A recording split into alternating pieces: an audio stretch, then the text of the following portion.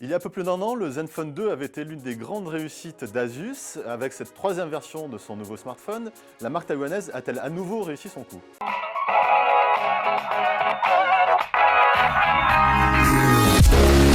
La première chose qui frappe avec ce nouveau modèle, c'est son design. Asus monte un peu plus en gamme avec un appareil très joli, tout en verre et en métal.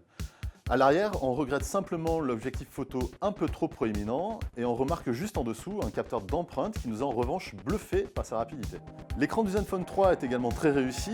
La dalle Full HD de 5,2 pouces délivre une luminosité excellente de 672 candela par mètre carré et un contraste tout aussi bon de 1461 contre 1.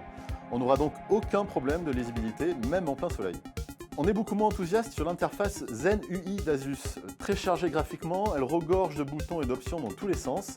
Ses animations ont également un air un peu vieillot, on aimerait bien un peu plus de minimalisme. Le Zenfone 3 est animé par un processeur Snapdragon 625 à 2 GHz, plutôt vaillant. L'utilisation du smartphone est fluide et ses performances 3D très intéressantes pour un modèle milieu de gamme. Au test graphique Epic Citadel par exemple, il affiche ainsi 43 images par seconde, largement suffisant pour jouer à n'importe quel jeu un peu gourmand.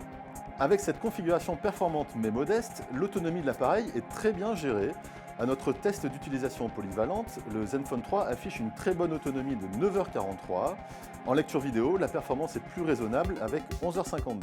Mais la vraie bonne surprise vient surtout d'un domaine où l'on n'attend généralement pas Asus, la photo.